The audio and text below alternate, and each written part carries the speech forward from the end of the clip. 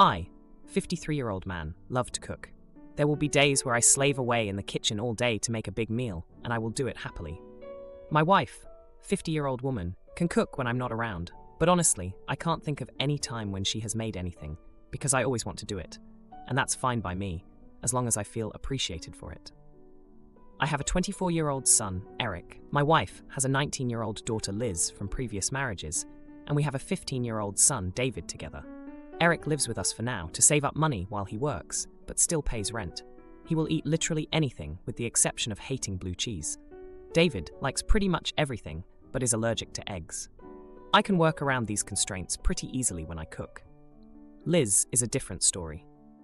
She has always been kind of picky with the foods she dislikes, but it has gotten way worse. She went to college for a semester and then dropped out, so now she is living at home. And while she was away, she developed some terrible pickiness. She has had stints of being a vegan, being vegetarian, being grain-free, pasta-free, oil-free, etc., but she isn't consistent about it. I try to help meet her needs, but on any given day, she has something new to complain about with a food I want to cook. Sometimes, she and I will debate for hours about what to make with me, basically saying, "Tell me what you want for dinner that will work for you, and I will cook it, so long as it meets the other kids' restrictions." And she is so unhelpful with this. 2 nights ago, I cooked a dish that Liz told me looked good in a book. We all sat down for dinner, and everybody loved it except Liz. She complained that she didn't realize there were peanuts in the recipe. And peanuts are so unhealthy for us. So she doesn't think she can eat it, and can I make her something else? I was fed up and told her, "No, you can eat this, or you will eat nothing. I am done having to deal with your pickiness and criticism of my cooking. I will no longer be taking any of your feedback on what you want for dinner, and will be cooking what everybody else wants. You can either eat that, or cook yourself something else."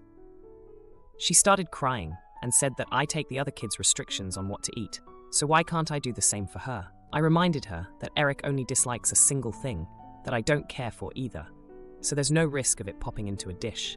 And if David has eggs, he will probably die. So it's not the same as her vetoing every single thing I want to make. My wife took her side and said that I am being too sensitive and mean, because Liz is not my real daughter, and I am showing favoritism. This is nonsense, by the way. I told my wife that she can cook Liz meals if she wants. But I'm not going out of my way to meet her needs. Am I the idiot? Now for a few comments before the update. Comment 1. Not the idiot. The issue isn't your daughter's preferences, it's that they are constantly shifting. You are not playing favorites. She doesn't understand the work that goes into cooking, and is taking your cooking for granted. Your wife is too, by saying you should cater to your daughter's every day-to-day whim. Particularly offensive is that she even picked out the dish she wanted you to cook, and then wanted you to fix her mistake, overlooking an ingredient after you already put in all the work. Make her or both of them cook their own meals until they learn to appreciate your efforts. Comment 2. Now, this may just be me, but back when I worked in a psych ward, many patients with eating disorders would frame their disorder as a healthy diet, allergy, intolerance, so that their behavior, not eating a full, balanced diet, would not be recognized as disordered. The issue is that if they saw you adapting to this, they would keep adding new restrictions until you finally let them do what their disorder has been trying to get them to do all along: not eat. I am definitely biased here, but it might be worth checking out. Now, for the update. Hey everyone, a lot has happened since my last post about the family dinner drama. I thought things would calm down, but boy, was I wrong. After the peanut incident, Liz started cooking her own meals, which was a relief at first. But then, she began making passive-aggressive comments about how much healthier her food was compared to what I made. It was like she was trying to turn Eric and David against my cooking. Eric, who's been saving up to move out, got caught in the middle of this food feud. He's a peacekeeper by nature, and he tried to smooth things over by suggesting themed dinner nights where we could all agree on the menu. It worked for a while, until Liz decided she didn't want to participate anymore because she felt like her choices were never really considered. David, who's usually easygoing, started to get annoyed with Liz's constant kitchen takeovers. Since he's allergic to eggs, he's used to checking labels and being careful, but Liz's new habit of scrutinizing every ingredient out loud was getting on his nerves. Then came the jaw-dropping moment. One evening, while Liz was out with friends, my wife confessed something that shook me to my core. She admitted that she had been feeling disconnected from me and that she was the one who had been encouraging Liz to stand up for her dietary choices. She said she felt like I was so focused on cooking and pleasing everyone else that I wasn't paying enough attention to her. This revelation led to a heated argument, the kind where old resentments come bubbling up to the surface. We brought up past grievances, like the time I forgot our anniversary because I was too busy planning a dinner party, or when she felt sidelined at a family gathering because I was too wrapped up in my culinary creations. In the midst of our fight, Liz came home early and overheard everything. She stormed into the kitchen, accusing us of always making her the problem, when clearly there were deeper issues at play. Liz said she felt like an outsider in her own home, and that's why she'd been acting out with her picky eating habits. The confrontation forced us all to take a hard look at our family dynamics. We decided to have a family meeting to clear the air and set some new ground rules for mealtimes. We agreed that everyone would take turns cooking once a week, and the person cooking would make sure there was something on the table for everyone. Liz apologized for her behavior and admitted she had been unfair to me. In turn, I apologized for dismissing her dietary choices and promised to be more considerate. My wife and I agreed to work on our communication and to make more time for each other outside of the kitchen. Things were starting to look up, but then, just when we thought we had it all figured out, Eric dropped a bombshell. He had received a job offer in another state. It was an incredible opportunity for him, but it meant he would be moving out much sooner than any of us expected. The news hit us hard. Despite the recent tensions, Eric had been the glue holding us together. His departure meant that our family was about to change in a big way. We were all proud of him, but the thought of him leaving created a bittersweet atmosphere in the house. As Eric started packing his things, we all pitched in to help. Liz even put together a recipe book filled with all of his favorite meals that I had cooked over the years, as a going-away present. It was a touching gesture that showed how much she had grown in just a week. The night before Eric's departure, we had a farewell dinner. I cooked all of his favorites, making sure there were no blue cheese or eggs involved, and Liz prepared a vegan dessert that was surprisingly delicious. We laughed, we reminisced, and for a moment, it felt like everything was going to be okay. Pregnant neighbor knocks on my door at 3 a.m. asking me to take care of her kids until her sister arrives. I tell her no. I, female, 26, live in a block of newly constructed apartments. Everyone moved in a year ago, so we are all becoming acquainted with our neighbors. There are several families on my floor, and we have a shared courtyard where the children play during the summer, providing an opportunity for conversation. In the past, we have helped each other out with things like formula milk and items for children. Mainly, I have been the one providing assistance. However, I try not to form close friendships. I have 2 children of my own, a 2-year-old and an 11-month-old. Currently, I am taking care of them on my own, as my husband has gone away for a few days to spend time with his family and friends. There is a group chat among the mothers in the building, where they arrange child swapping and babysitting for a few hours at a time. I mostly observe the conversations without participating because I am not comfortable with it, especially since my children cannot communicate properly yet. Last night, around 3 a.m., there was a knock on my door. My children and I were fast asleep. Initially, I tried to ignore it for a few reasons. I was alone at home, I wasn't expecting company, and it was 3 a.m. However, the knocking persisted, and my children started to wake up. Eventually, I looked through the peephole and saw that it was my neighbor. I opened the door and saw that it was her, accompanied by her boyfriend and 2 children. She was 9 months pregnant and clearly in labor, as they had their hospital bags with them. They asked if I could take care of their kids until her sister arrived in an hour. I apologized, but declined their request. I did not want to be responsible if anything were to happen to her children under my care. And I also did not want to risk waking up my own children. I believe that situations like these should be planned in advance and not rely on randomly knocking on doors in the hopes that someone will take in your children. Besides, I already have my hands full with my own 2 children, and I cannot handle 2 more running around my house at 3 in the morning. The neighbor and her boyfriend called me evil and rude. The boyfriend even criticized me, asking what kind of mother watches another person struggle. I feel like if my husband were here, he wouldn't speak to me in that way. Am I the jerk? Edit.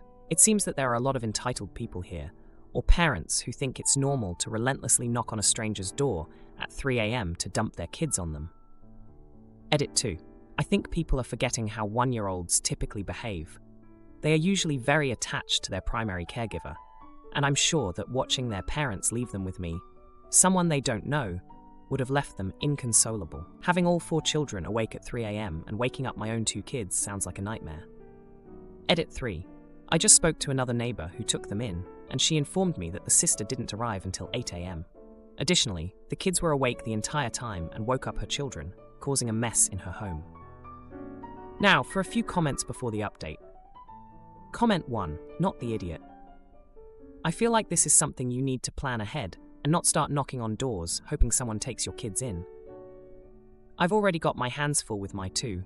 There's no way I'm having another 2 running around my house at 3 in the morning. Agreed. You're on your own. There's a mom group chat of the moms in the building who swap kids around and babysit each other's kids for a few hours, and they rotate. They should have planned ahead with people in that group who are familiar with their kids. Comment 2.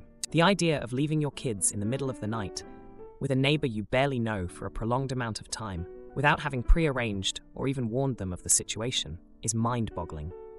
They had 9 months to plan and left their kids' safety and well-being until the literal last minute. Not the idiot. They are the kind of people to then announce it's all too difficult with a newborn.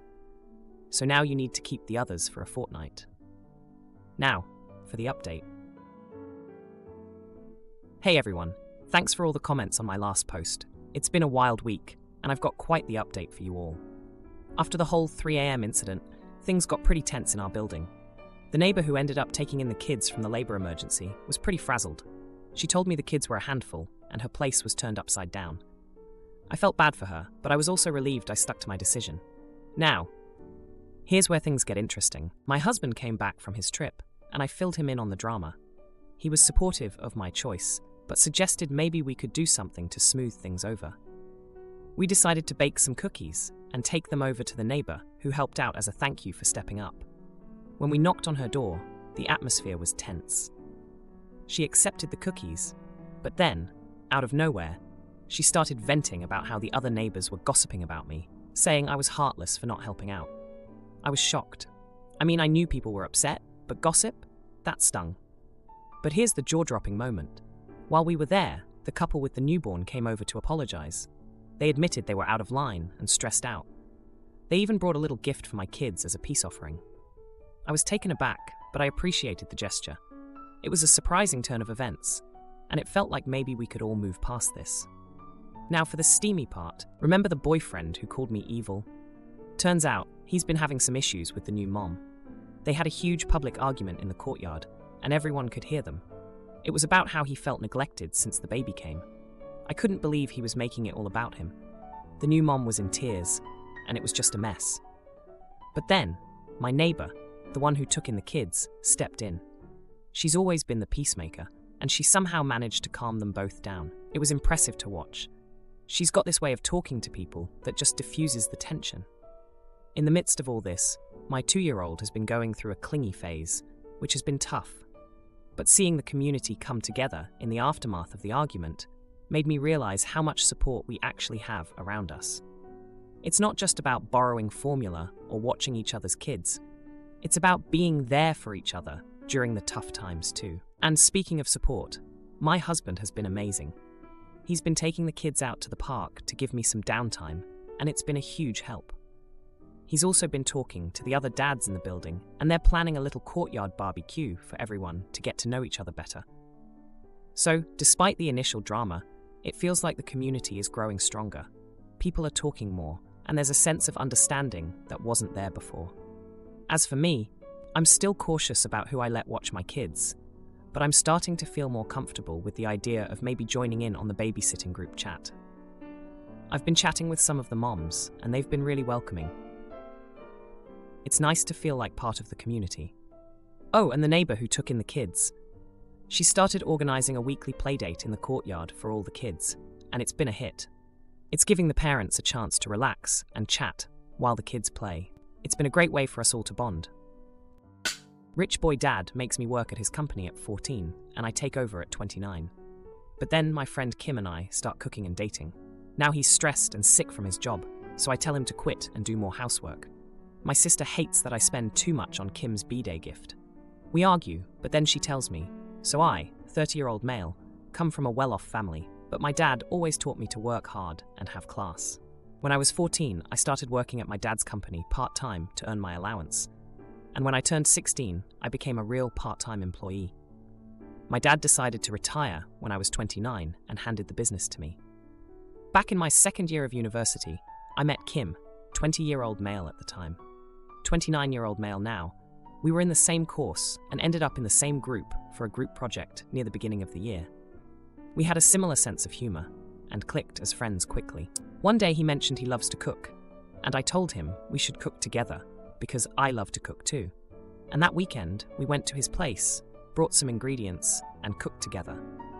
This then became us going shopping for ingredients after classes on Friday. I'd stay at his place the night, and we would cook on the weekend, and this became our weekly routine. Back then I just told others that we were just friends, but with hindsight, that is definitely when I started to fall for him. I finally asked him out a few months later, and he said yes. We lived in the same house with 2 other friends in our 3rd year, and I asked him to move in with me after we graduated. From the beginning, I told Kim that I would not care if he didn't work, but he insisted he wanted to contribute financially. But after about a year, I had to make him stop, due to the differences in our incomes. He was working himself half to death and was getting ill trying to contribute enough.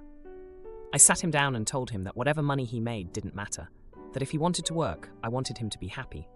He cut back his hours, then moved to part-time, then decided to quit and work on his own projects. But he insisted I let him take on some of the housework. Now onto the issue. My sister, 32-year-old female, she and her partner, 31-year-old male, both work, and he also makes significantly less than her. And in private to me, she's made it known that she resents being the breadwinner. She sees all her male colleagues spoil and treat their wives and wishes her partner would do the same. He does, but just not to the same level, due to the fact he makes basically half as much as they do. Recently, I was talking to her about what I am going to get Kim for his birthday next month. She kept telling me my ideas were too much and that I should get something cheaper since he doesn't contribute. I got a bit annoyed because I've told her about Kim's insecurities of not making or being enough. I told her he contributes more than enough. She then called him a glorified gold digger, and I yelled at her, telling her to shut up and to not talk about Kim that way. After calming down, I do feel bad. I know how she feels about her own financial position, but I don't think it's fair that she takes it out on me or Kim, even if Kim wasn't physically there. So am I the idiot? Now, for a few comments before the update. Comment 1. Not the idiot. You and Kim are happy and have things worked out. Kudos. Your sister is projecting, envious, and apparently quite materialistic. You were also defending your significant other after she was outlandishly disrespectful towards him. More kudos. 10 points to Gryffindor. Manga 20 points Slytherin. Comment 2. Not the idiot. It sounds like your sister is projecting her frustrations, insecurities, onto you and Kim. If your relationship with Kim works for you, and sis needs to butt out. Now, for the update. Hey Reddit, it's been a week since I posted about the argument with my sister over my partner Kim's birthday present and calling him a glorified gold digger. I've got an update for you all, and let me tell you, it's been a roller coaster. So after the fight with my sister, things were pretty tense. I was still fuming, but I decided to give her some space to cool off. Meanwhile, Kim's birthday was coming up, and I was determined to make it special. I went ahead with my original plan, which was to get him a vintage record player. He's been collecting vinyl for years, and I knew it would mean the world to him. The day before Kim's birthday, my sister reached out to me. She wanted to apologize and asked if we could meet up. I agreed, hoping we could mend things. We met at a coffee shop, and she started off by saying she was sorry for what she said about Kim. But then, she dropped a bombshell. She confessed that she and her partner were having serious relationship problems, and they were considering splitting up. She admitted that her resentment about the financial situation was just the tip of the iceberg. I was shocked. My sister and her partner always seemed like the perfect couple, but she explained that they'd been growing apart for a while, and the money issues were just making it worse. She said she was envious of the relationship Kim and I have, where money isn't a source of conflict. It was a lot to take in, and I felt bad for her. I told her that I was there for her, no matter what. On Kim's birthday, I surprised him with the record player, and he was over the moon. He couldn't believe I remembered a conversation we had years ago about his dream record player. It was a great moment, and I was so happy to see him smile like that. But then, later that day, things took a turn. Kim sat me down and said he had something to tell me. He'd been feeling guilty about not contributing financially and had been secretly working on a project for the past few months. He'd been developing a recipe blog, and it had started to take off. He'd even been approached by a publisher interested in turning it into a cookbook. I was stunned. I had no idea he'd been working on this, and I was so proud of him. But then he said he felt like he'd been lying to me by keeping it a secret. I reassured him that I understood why he did it, and I was just happy he found something he was passionate about. The next day, my sister called me again. She and her partner had decided to take a break. She was moving back in with our parents for a while. It was a bittersweet moment. On one hand, I was glad she was taking steps to find happiness, but on the other, it was sad to see her relationship fall apart. If you liked this video, you'll probably like these too. Also, while you're here, please consider subscribing. It's your support that keeps this channel alive and allows me to make better and longer videos. Have a great day.